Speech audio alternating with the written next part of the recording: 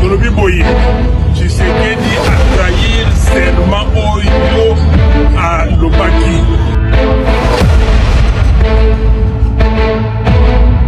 Congo Mobimba, kaka na Kinshasa te, na ba province nyonso. Le 8 juillet, tokosala marche, tokosukisa na palais de la nation.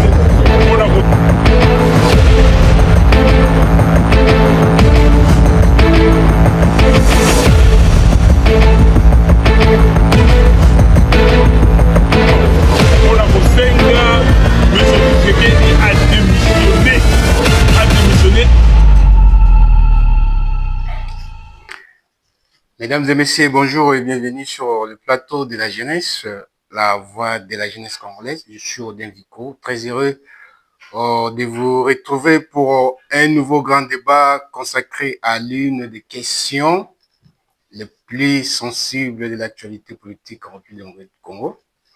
Aujourd'hui, nous abordons un sujet qui divise l'opinion politique, mobilise la classe politique et interpelle chaque citoyen.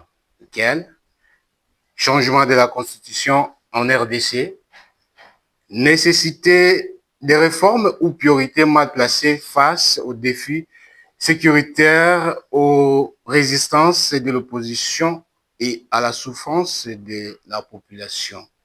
Alors que l'Est du pays reste confronté à une insécurité persistante, que les conditions sociales demeurent préoccupante et que les tensions politiques s'intensifient autour de l'idée d'une réforme constitutionnelle, une question fondamentale se pose. La révision de la Constitution constitue-t-elle une réponse aux défis actuels ou détourne-t-elle l'intention des véritables priorités nationales? Alors, pour en débattre, nous recevons des analystes politiques, pour dire encore ajouter les constitutionnalistes. De l'autre côté, nous avons Maître Émile Kapoukou. Bonjour et bienvenue sur le plateau de la jeunesse. Bonjour, monsieur le journaliste, merci pour l'invitation. Et je pense que ça a été un grand plaisir de parler avec vous ce matin pour parler d'une question tellement épineuse qui bouille la toile en ce qui concerne le changement de la Constitution. Vous savez que la vie d'une nation tourne autour d'un petit bouquin. Ce bouquin-là est appelé Constitution, dans laquelle toute la vie de la nation tourne autour. Donc, merci pour votre invitation. Ok, merci beaucoup. Et de l'autre côté, nous avons Maître Berly Mohamed. Bonjour et bienvenue sur le plateau de la jeunesse. Bonjour, monsieur le journaliste. Et heureux de participer à cette émission. J'ai profité de l'occasion pour remercier tous ces dons. Les oreilles ne servent pas seulement à écouter, mais à distinguer et à discerner les choses qu'on va essayer de dire ici. Et j'en profiterai aussi de l'occasion pour remercier mon cher frère Émile, avec qui on a eu à participer sous la même direction, le professeur Martin Moulumba, lors de la défense. Et puis, je me rends à votre disposition pour des éventuelles questions afin de donner l'éclairage sur les droits constitutionnels qui est les droits de la Constitution. Merci beaucoup, merci. Merci à vous deux d'avoir accepté notre invitation. Place maintenant à un débat républicain, contradictoire, respectueux et fondé sur le fait afin d'éclairer nos téléspectateurs. Alors, sans plus tarder, nous allons commencer chez Maître Émile, Maître Kapoukou. Vous nous avez fui.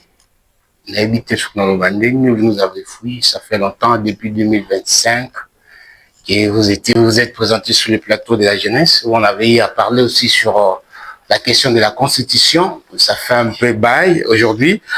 Vous êtes de retour sur le plateau de la jeunesse. La question où on va en discuter aujourd'hui, vous aurez 5 à 7 minutes d'éclairer l'opinion sur cette question de réforme constitutionnelle. La première question, on peut vous poser en disant pourquoi la question du changement de la Constitution révèle-t-elle aujourd'hui dans les débats politiques congolais? Est-ce une nécessité institutionnelle ou une opportunité politique, d'après vous? Ok, merci. Premièrement, j'ai dit que je ne vous ai pas fui. Voilà. C'est certaines responsabilités, par exemple, qui nous font défaut. Bon, quant à votre question, la question est en même temps sociale, sociologique et scientifique. Voilà. Bon, je vais aller vite. Alors, par rapport à la nécessité... la nécessité aujourd'hui, est-ce qu'il faut parler de réforme constitutionnelle? Voilà. En fait, il faut d'abord dire que la Constitution, comme toute loi, malgré que c'est une loi fondamentale, ce n'est pas quelque chose qui doit être statique. C'est quelque chose qui est modifiable et parce que ça doit s'adapter à certaines réalités de la vie. Alors, avant de venir ici, j'ai sillonné au moins par rapport, n'est-ce pas, à certains changements de la constitution d'autres pays, pour faire une comparaison, malgré qu'on dit que la comparaison ne va raison.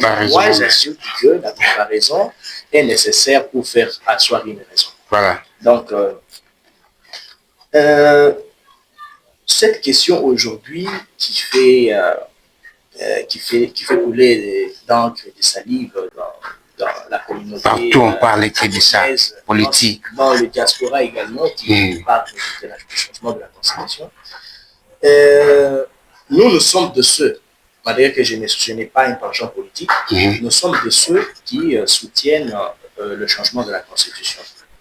Bon, prenons l'exemple de la Constitution française. Voilà.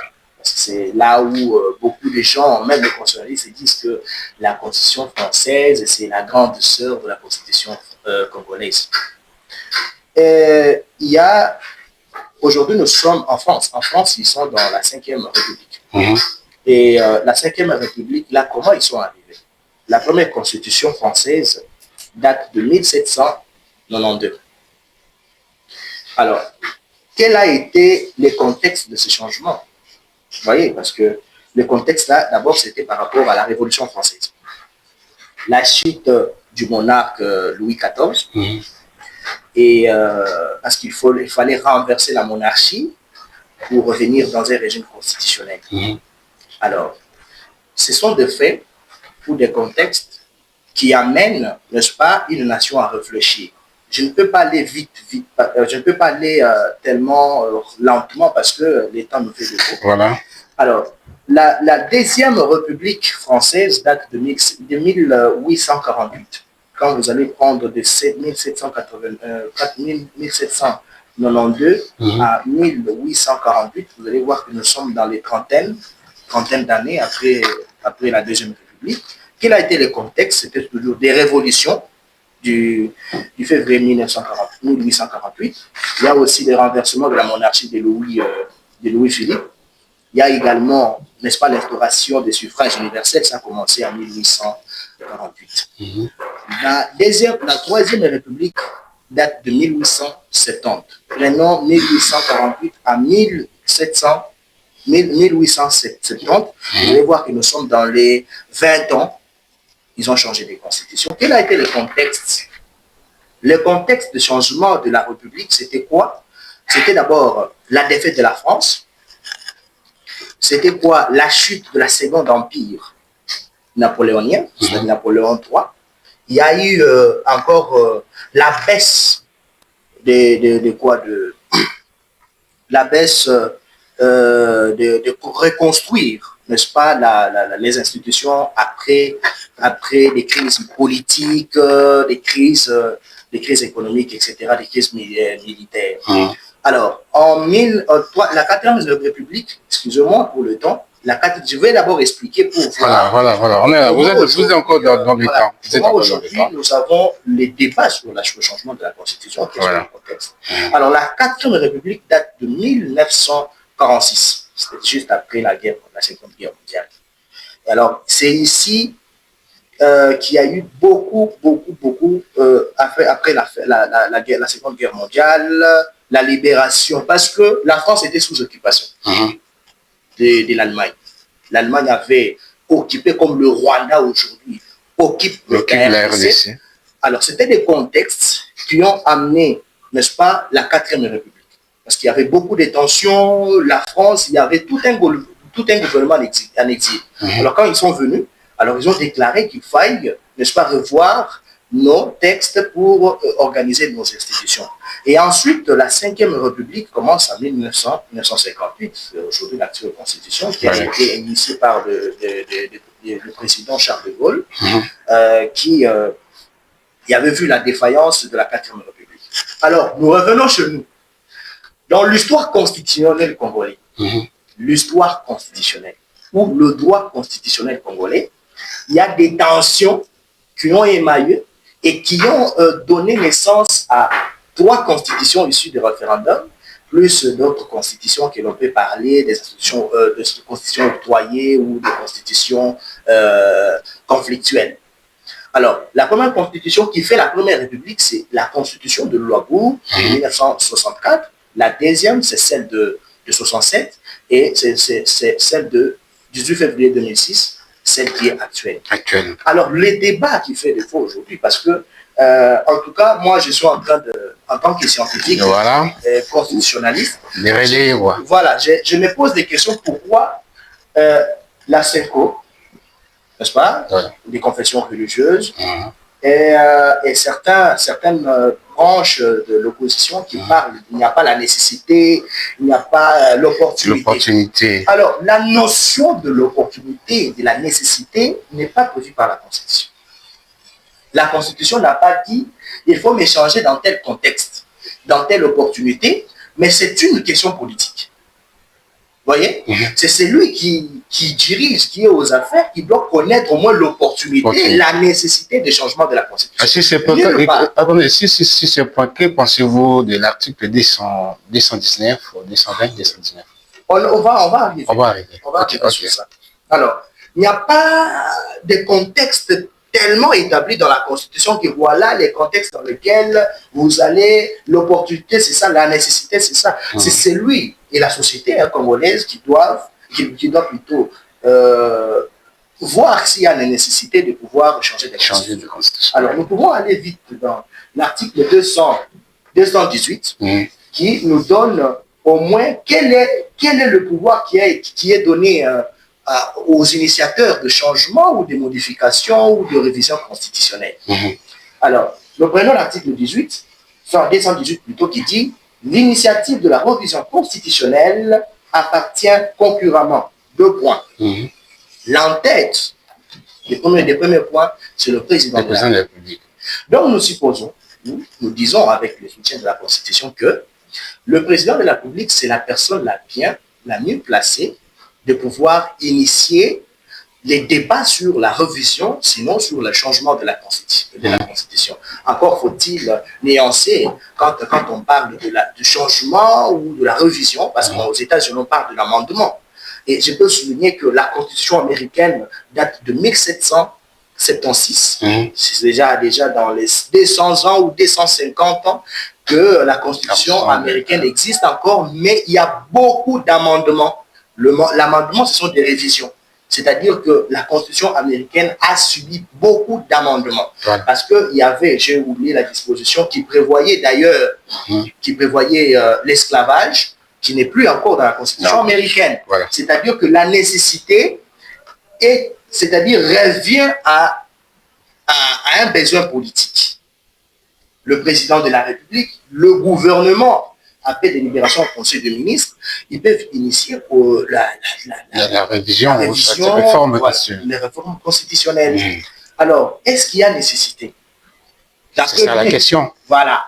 J'ai quand même hier voyagé pour vous dire que la révision constitutionnelle ou le changement de la Constitution, ce n'est pas seulement une question exclusivement aux Congolais. C'est une question universelle et qui, chaque personne, chaque peuple peut décider, n'est-ce pas, de changement de la révision pour pouvoir, n'est-ce pas, adapter cette dernière aux réalités actuelles du pays. Alors, pour aller vite, je ne monopolise pas la parole. Allez, vous avez quelques minutes. Voilà. Chuter. Voilà. Pour citer par rapport à votre question, il y a la nécessité, à mon humble avis. Il y a la nécessité. Voilà, il y a la nécessité. Quand je prends l'exemple de la 4e République, vous voyez bien que on est arrivé à la 4e République en France. Je parle de la France, je suis en train de faire des comparaisons. C'est lorsqu'il y a d'abord, premièrement, il y a eu occupation de l'Allemagne. L'Allemagne a occupé la France. Chez nous, c'est bien quand même, nous avons un gouvernement en place. Mais en France, il y avait même l'exil de tout un gouvernement, c'est-à-dire que la France dirigeait ailleurs. Alors, au vu de tout ça, lorsque il y a eu, à la fin de la guerre mondiale, ils ont décidé de faire la nouvelle constitution pour tomber dans la 4e République. Donc, c'est pour vous dire que nous avons une nécessité parce que la guerre ici, après la guerre, il faut réformer. Qu'est-ce qui cause ces guerres intempestives qui ne terminent pas? Voilà, c'est ça. Il faut se mettre autour d'une table. D'ailleurs, j'ai entendu qu'aujourd'hui, là, il y a... le président de la République a accordé on va y arriver pour voir est-ce que ça va aboutir à quelque chose. Donc, pour moi, je pense qu'il y a une nécessité. Aujourd'hui, les provinces sont les canards boiteux pour la République. Vous voyez qu'il faille, parce que d'autres disent que non, ça c'est une question de révision, ce n'est pas une question de changement. Mais je pense qu'il y a des choses dans la Constitution, notamment ce que je viens de dire ici sur... Je pense que sur le plan administratif, la Constitution congolaise, elle est forte administrativement. Mais par rapport à la gestion des provinces, il faut donner le pouvoir au président de la République, n'est-ce pas? De pouvoir nommer le gouverneur. Parce qu'il y a une certaine crise entre l'organe délibérant provincial ainsi que entre l'organe délibérant et l'organe exécutif provincial. À chaque fois qu'il y a des motions, il y a des gouvernements qui sont instables au niveau des provinces, il faut miser sur ça pour terminer. Dans ces cas, on ne peut pas évoquer la notion de s'éterniser au pouvoir. Bon. Parce que beaucoup disent que le président est en train d'initier, alors qu'il est déjà à la fin de son mandat, qu'il devait d'abord attendre, organiser les élections. Si je ne me trompe pas, la question sur le changement de la Constitution, il avait commencé dès le début de son deuxième mandat. Ce n'est pas la fin. Il avait même fait le tour. Il n'avait qu'à annoncer, mais... Il a annoncé. Pour mettre en pratique, c'est juste dans les dernières années. Non, il est fait face à beaucoup de choses. Alors, c'est lui qui doit... Il est autorité, il est dans ses prérogatives constitutionnelles. Voilà. Alors, il peut choisir à quel moment il peut aller ici. Lui, on ne peut pas l'imposer à quel moment il doit parler de ça. Ok, merci, on va vous revenir. Merci, Maître Mohamed. Vous avez suivi Maître Émile Kapoukou. Il s'est exprimé sur cette question. Quant à vous, je ne sais pas si vous partagez les mêmes avis que lui sur cette question qu'on avait posée. Vous aurez votre question, mais sur sa question par rapport à ces questions qui disait pourquoi la question du changement de la Constitution en revient-elle aujourd'hui dans les débats politiques congolais? Est-ce une nécessité institutionnelle ou bien une opportunité politique? Et il a essayé d'expliquer. Il a donné son opinion par rapport à la nécessité du changement de la Constitution. Je ne sais pas si vous êtes de même avis, vous allez relayer quelques allégations et du coup, vous allez répondre par rapport à cette question. Les partisans de la révision soutiennent qu'elle permettrait d'améliorer la gouvernance.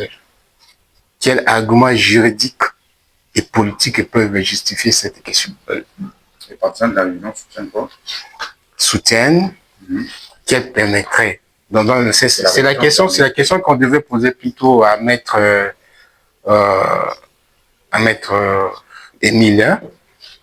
Je ne sais pas si je peux modifier, changer la question. Permettrait, voilà, d'améliorer la gouvernance. Alors, quels arguments juridiques et politiques peuvent justifier cette position? Sur même question, Maître Émile va répondre aussi à cette question. Merci beaucoup, monsieur le journaliste, pour encore une fois de plus la parole accordée. Ok, je vous en prie. Je pense que le débat sur les changements de la Constitution en République démocratique du Congo est entré par la grande porte, par la plus belle règle. Parce que la République démocratique, pour moi, a toujours changé ses constitutions. Ça, c'est la logique élémentaire. Et deuxième chose à dire, c'est que les mots changement posent d'innombrables problèmes en droit congolais. Déjà, je vous rappelle que le changement de la Constitution, ce n'est pas un débat juridique. Ça, il faut vraiment m'intéresser. Ça renvoie beaucoup plus à un débat politique que juridique. Pourquoi je l'ai dit? Parce que dans la Constitution congolaise, il n'est ni pas prévu les termes changement de la Constitution. Donc, la Constitution congolaise n'a pas parlé de son changement, moins encore de sa révision totale. Mais quand même la révision. La Constitution congolaise a parlé de la révision constitutionnelle. C'est l'article 218, 219, 220. Mais j'ai du mal à pouvoir discuter sur ce sujet parce que je pense que ça dépend à quoi et à qui on s'adresse. Les sujets du droit constitutionnel, en tout cas, beaucoup plus sur, c'est-à-dire portant beaucoup plus sur la Constitution, dépend à quoi et à qui on s'adresse. Est-ce qu'on s'adresse à l'émotion ou est-ce qu'on s'adresse à l'intellect? Parce que si on s'adresse à l'émotion, il va nous suffire tout simplement de regarder comme tout le monde. Parce que les sujets du changement est beaucoup plus évoqué par les gens qui n'en maîtrisent absolument rien du droit, surtout du droit constitutionnel. Et je pense que déjà, il faut savoir qu'une constitution n'est autre qu'une décision politique fondamentale du pouvoir constituant. Et la notion du pouvoir constituant renvoie à la notion de la souveraineté. C'est-à-dire, si on qui détient les pouvoirs d'échanger, de modifier, de commander et de donner aux concernés de pouvoir diriger sur soi ou diriger les autres dans la société. Et lorsqu'on parle du peuple, il ne faut pas comprendre, parce qu'il y a des choses qui se disent au niveau de la sphère politique et beaucoup plus médiatique congolaise sur le peuple. Non, il faut donner plus le pouvoir au peuple, il faut donner le pouvoir au peuple de réfléchir sur sa destinée. Ça, ce sont des choses qui ne cessent comment dirais-je, d'être dit au niveau de la société congolaise. Mais l'on regarde beaucoup plus le peuple dans un champ, comme si c'était dans un champ de... qu'est-ce que je peux dire là-dessus? Lorsqu'on parle des peuples, l'on ne regarde pas dans un cadre de iuris consensus et unitatis communione sociatus, qui renvoie à des choses, à l'accord des droits et à la communauté d'intérêt. Ce n'est pas de cette manière qu'on regarde les peuples. Pour les Congolais, c'est les Congolais, lorsqu'ils regardent beaucoup plus le part du peuple, ils regardent les peuples comme un assemblage d'hommes groupés en troupeaux. Vous voyez, voilà pourquoi j'ai dit cette notion dépend à quoi on s'adresse. Est-ce qu'on s'adresse à l'intellect ou à l'intellectuel, ou est-ce qu'on s'adresse au citoyen lambda? Parce que discuter du droit de la Constitution, c'est discuter de l'avenir des gens. Une constitution, selon l'école post-kelsenienne, c'est une méta-règle, c'est-à-dire une règle qui organise d'autres règles. La constitution, c'est quoi? La constitution, c'est, je dirais, qu'est-ce que je peux dire? Selon Georges Boudot, la constitution, c'est la loi mère et suprême de toute organisation étatique ou de l'État.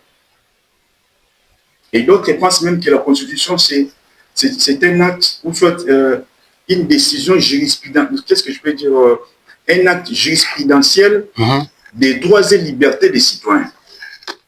Donc, l'on ne peut pas discuter sur les droits constitutionnels ou sur la Constitution comme nous l'on discuté sur, je pense, des histoires de mariage et consorts. Voilà. Donc, il faut vraiment y réfléchir sur cette notion. Ça, c'est les fondements.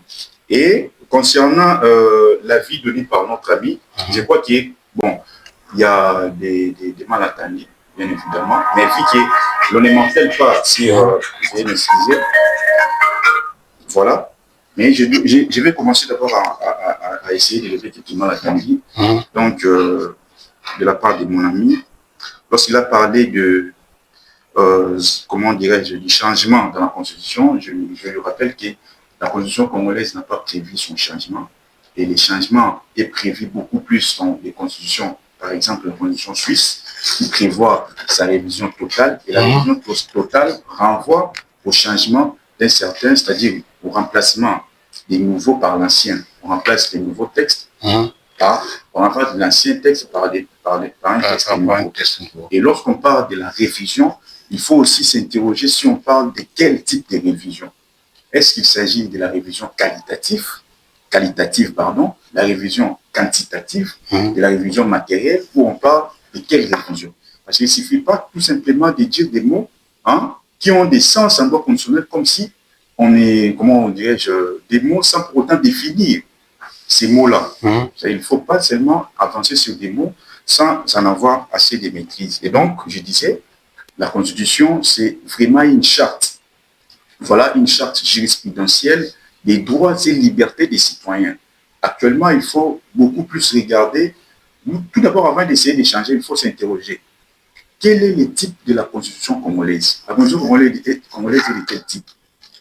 C'est une question que je lance à tout scientifique sérieux, tout juriste sérieux, tout politique sérieux. Et je lance un défi à l'endroit de tout homme au sujet de la Constitution. La Constitution actuelle de la République démocratique du Congo est de quel type? Ça, avant de chercher, non, mais il faut changer. On va changer, oui, mais on va quitter tout pour arriver d'où? Alors, que pensez-vous de toutes les réformes? J'en arrive. Et d'abord, je vais essayer quand même de mettre un peu de la justice dans mon temps. Il me reste combien? Allez-y. Il vous reste à peu près 4 minutes. 4 minutes, voilà. Donc, je voulais essayer dans un premier lieu, de poser les fondements.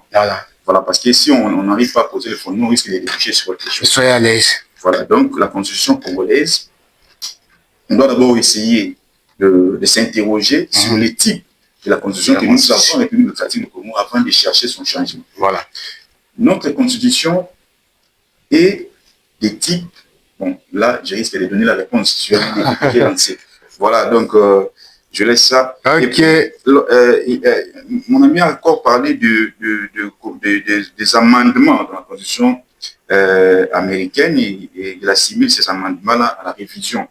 Je ne sais pas si la Constitution américaine a déjà été révisée, mais lorsqu'en Amérique on parle des amendements, cela n'a rien à voir avec la révision. Parce que l'amendement, c'est en quelque sorte un texte connexe de la Constitution américaine, c'est-à-dire il y a par exemple le 25e amendement établit comment dirais-je, parle beaucoup plus du président de la République, de son intérim, lorsque le président n'est pas, il parle des 25e amendements américains, lorsqu'il n'est pas là, comment est-ce que le pouvoir va s'organiser après nous.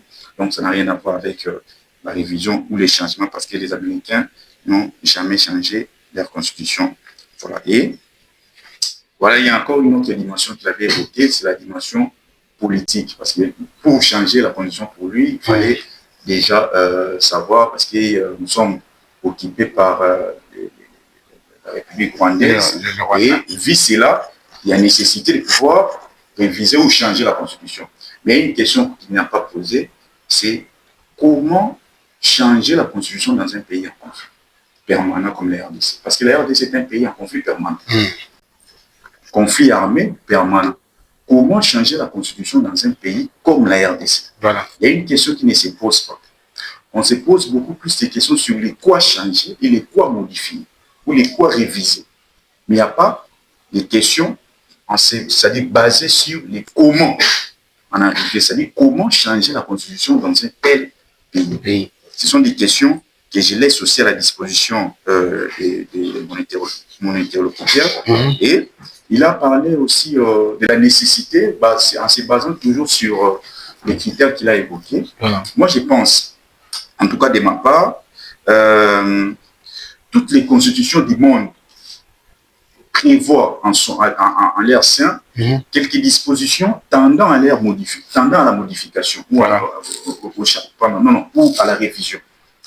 La République démocratique du Congo, en 2006, a aussi emboîté les pas à cela, parce que la Constitution congolaise a établi un certain nombre de dispositions permettant à ce qu'elle soit révisée, sans pour autant permettre son changement. Parce que la Constitution congolaise n'a pas prévu son changement. Mais le changement de la Constitution est en tout cas clair. Il y a toujours une nécessité pour changer la Constitution. Là, on n'en discuterait pas. La première nécessité, c'est l'évolution des mœurs.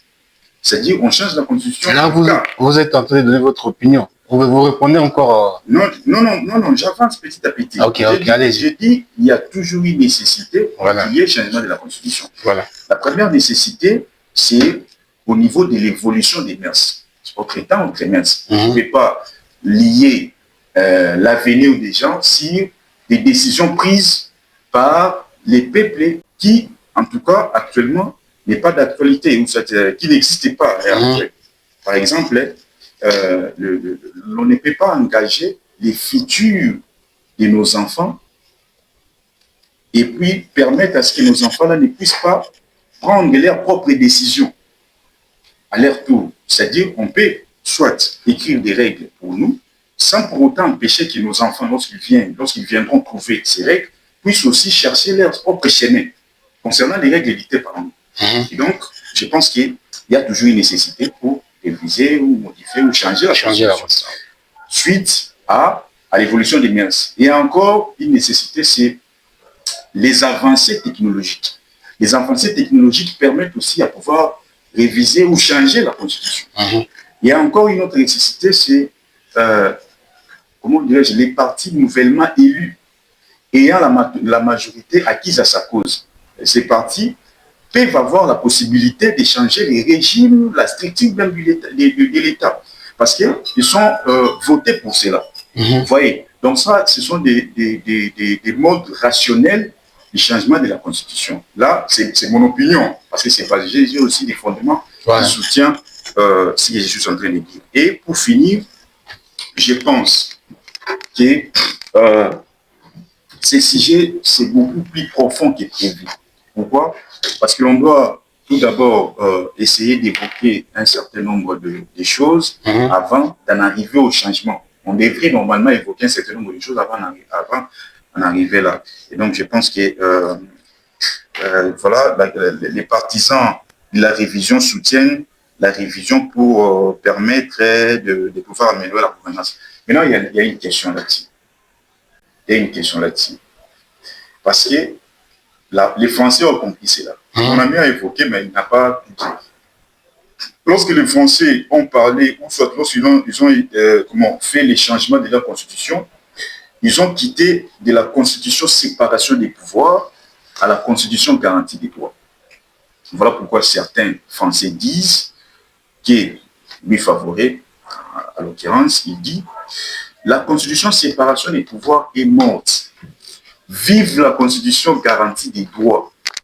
Maintenant, la question est posée à l'égard de tout Congolais sérieux parlant du droit constitutionnel ou de la Constitution, de savoir quel est le type de la Constitution congolaise et où voulons-nous aller avec ces changements.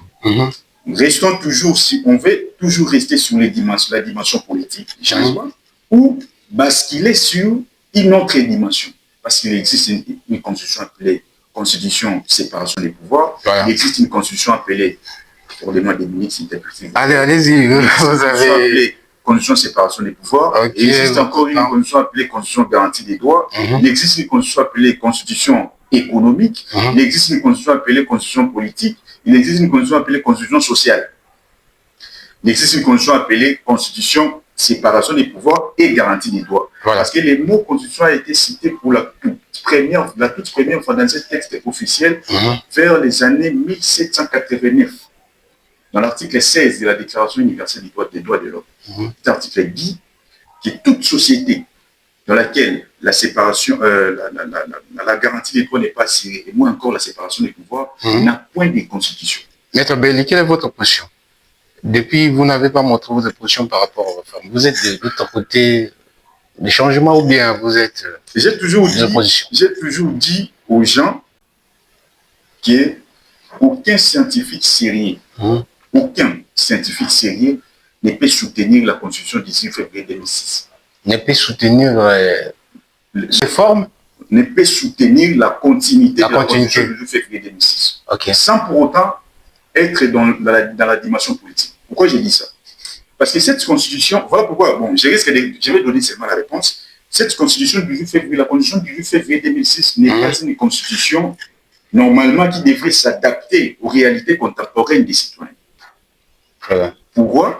Parce que c'est une constitution qui se base beaucoup sur la dimension politique. D'ailleurs, lorsque un certain nombre de gens cherchent à pouvoir la changer, ils se basent surtout et beaucoup plus sur la dimension politique. Changer pour permettre à ce que les présidents, selon certaines bouches, s'éternisent au pouvoir. Selon certaines bouches, les changements vont permettre à ce que les présidents puissent s'éterniser au pouvoir. Okay. Et selon les bouches de l'opposition, les changements, voilà, ça c'est les bouches de l'opposition. Les bouches de la majorité pensent que les changements vont permettre à ce qu'il y ait l'évolution économique. Or, avant de chercher à pouvoir changer, on doit d'abord identifier les types de la constitution que nous avons en République démocratique du Congo. Voilà. Et quelle est, encore une autre question, la constitution ayant fondé la République démocratique du Congo? Je cite en disant à notre maître que l'on doit savoir que les changements de la Constitution se fait toujours sur base de la circonstance des forces. Et en se basant sur la circonstance des forces, on doit savoir si la Constitution, ou soit la République démocratique du Congo, a été créée par quelle Constitution. Voilà. Depuis là, vous n'avez pas cité les types. Ok, merci. On peut passer. Vous avez encore les types de notre Constitution. Vous avez dit qu'on doit chercher à savoir là, si la Constitution... Après avoir... vous avez lancé un défi à là, c'était un défi à quiconque qui veut en tout cas chercher une petite fenêtre concernant cette notion de la Constitution qui est les droits, cette notion du droit constitutionnel qui est les droits de la Constitution. C'est-à-dire essayer de donner quelques éclairages sur cette notion qui viennent afin que l'on puisse essayer de débattre. Ça va, merci. On va vous revenir, Maître Kapoukou. Vous avez suivi l'intervention de Maître Berling, Mohamed. Il a essayé de relayer quelques révélations par rapport à votre proposition, vos opinions. Et il a posé quelques questions. Vous devez aussi répondre. Bon, merci. Quelques questions. Après, on va vous poser quelques questions. D'emblée, je tiens à le remercier. Voilà. C'est un débat qui est républicain et ce n'est pas un débat de gêne, c'est un débat scientifique. Voilà. Alors, sur sa question, qui a parlé qu'il m'a donné les propos que je n'ai pas dit, quand j'ai parlé que le changement de la Constitution, c'est une question qui est constitutionnelle. Je lui ai dit qu'il faille, si dans mes propos il a bien entendu, j'ai dit qu'il faille faire des nuances entre le changement et la révision constitutionnelle. C'est-à-dire que déjà il faut mettre ça de côté, que je n'ai pas parlé que le changement est une notion qui est constitutionnelle, c'est plutôt politique. Alors il m'a parlé...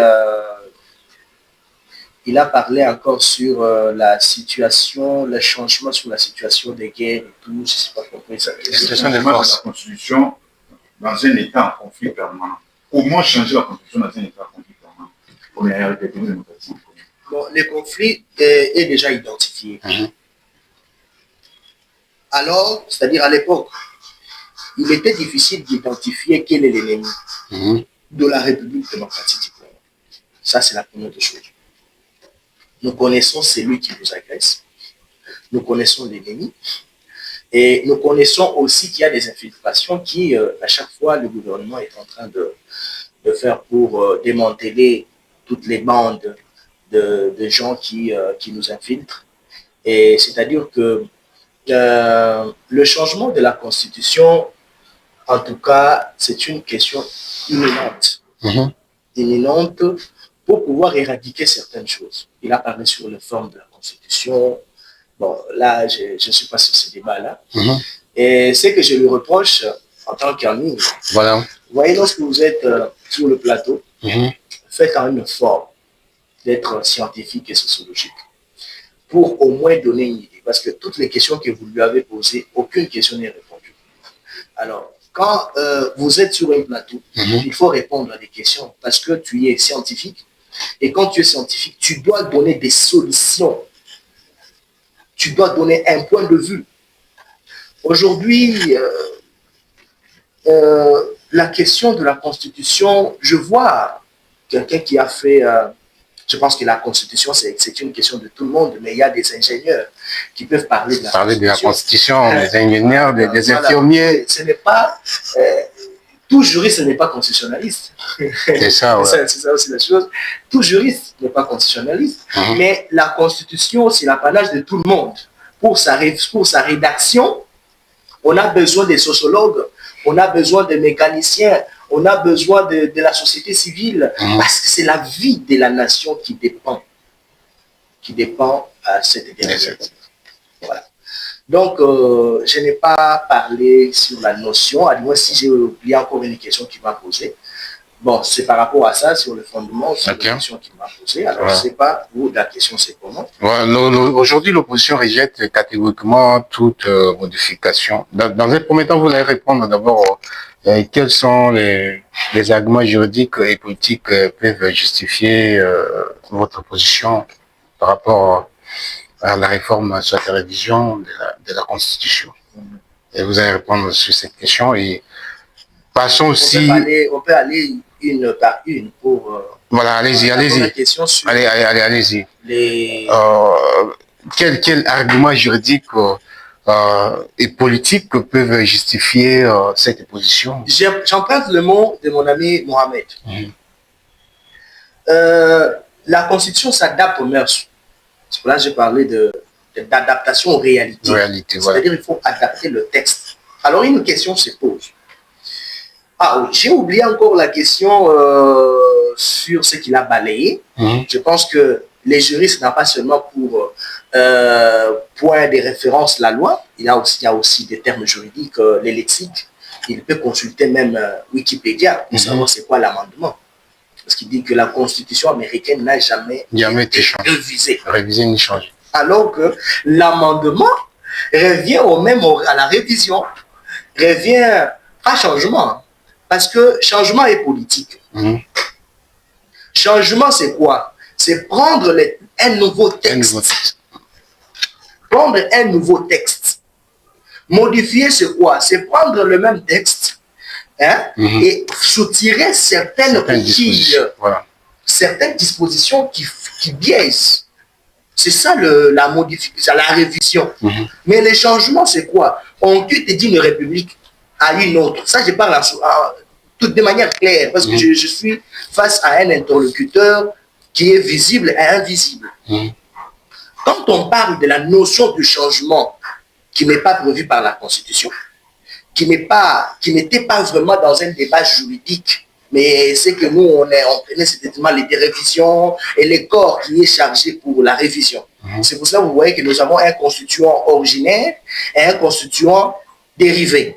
Dérivé, on lui a donné la charge qui est restreinte, qui est la charge de celui du corps, qu'est-ce que j'ai dit, du pouvoir constituant originaire, qui a tout le pouvoir, qui est prévu à l'article 5, le pouvoir, la souveraineté qui appartient au peuple.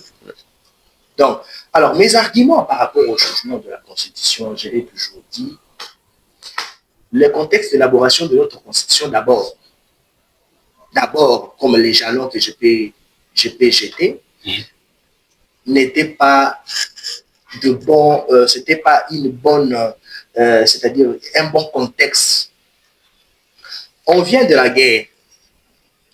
Nous avions une constitution octroyée, si je peux le dire, de 2003, qui organisait provisoirement, n'est-ce pas, la vie ou les institutions. Alors, il fallait aller au référendum en 2005 pour pouvoir, n'est-ce pas, voter la monture, la constitution en fait, qu'il y avait, parce que lorsqu'on rédige, ce n'est pas une constitution, c'est un projet constitutionnel qui, lorsqu'on les vote, ça devient une constitution. Lorsque le peuple le vote, ça devient une constitution. Mais lorsqu'on fait élaborer, c'est un projet. Alors, ces contextes d'élaboration de la Constitution, beaucoup disent que non, ce n'est pas une Constitution belligérante, des belligérants, mais c'est une Constitution d'ailleurs. Je me souviens, je ne sais pas pourquoi nos maîtres changent d'avis. J'ai suivi le professeur Jean-Louis Sambo dans une des émissions qui dit que c'est la meilleure Constitution.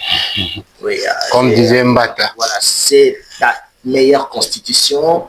On voit d'abord sur l'organisation administrative, on voit le partage du pouvoir et on voit aussi les droits et libertés des citoyens qui sont garantis dans la Constitution. Mais vous voyez bien, lorsqu'on élaborait, je l'ai dit dans l'émission passée, lorsqu'on élaborait la Constitution du 18 février 2006, il y avait 4 parties en conflit qui y étaient à la table, avec le gouvernement 1+4. C'est pour cela la Constitution, notre Constitution n'a pas donné quelle forme de la République. Est-ce que nous sommes dans un État, quelle forme de l'État? Est-ce que nous sommes dans un État fédéral? Est-ce que nous sommes dans un État unitaire? Et c'est pour cela qu'on l'a mis dans un régionalisme, parce que chacun tirait les rideaux, le drap de son côté. Parce que si on prend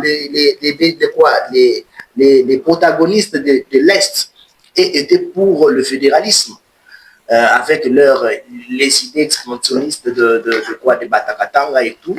Alors, on ne pouvait pas leur accorder cela. On ne pouvait pas aussi donner un régime présidentiel pour tomber dans le présidentialisme de Mobutu, qui outrepassait avec son super pouvoir. Alors, ils ont jugé bon de mettre ça au milieu. C'est pour cela comme si on a un monstre sans définition. Je pense que je serai contredit par mon collaborateur. Oui. Un monstre sans forme. Sans forme. On n'a pas donné effectivement c'est quoi la forme de la République. Il n'y a que les juristes qui comprennent la forme de la République, la forme de l'État. Donc, à mon humble avis, il y a pas mal de choses à changer, pas mal de choses à reviser. Je prends l'exemple, bon, ça peut être banal, mais c'est aussi important. Aujourd'hui, nous avons la question de la nationalité. Cela est révolu.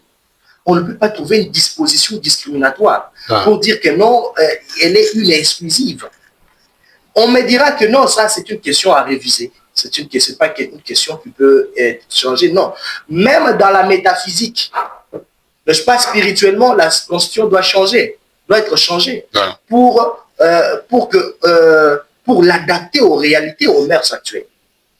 C'est ça, en tout cas, de manière scientifique, sociologique, la réponse que je peux vous donner. Il y a beaucoup. J'ai donné l'exemple des gouverneurs.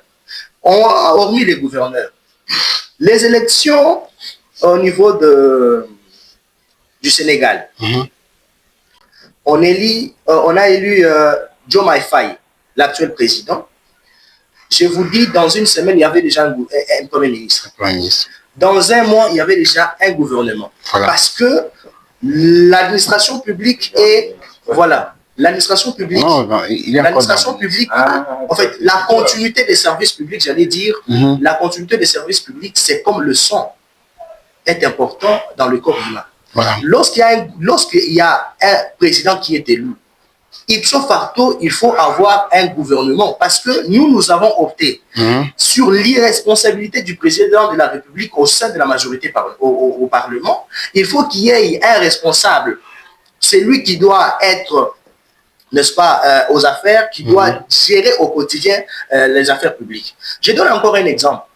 Dans la tête... Alors, vous avez quelques minutes. Oui, je peux prendre même 2 minutes. Dans la tête du Congolais, d'un Congolais, lui, en cas de problème, il l'interroge le président de la République.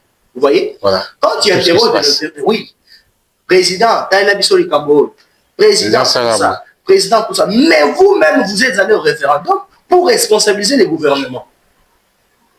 Alors, c'est ça, c'est pour cela, aux États-Unis, les choses marchent. Il peut nommer le ministre, il peut les révoquer à tout moment. C'est le pouvoir qui lui a été donné parce qu'il est responsable devant la Chambre des représentants. Je ne sais pas si je serai contredit par mon co-débatteur. Il est directement responsable devant la Chambre des représentants. Je pense que nous aurons peut-être... Ça va, merci.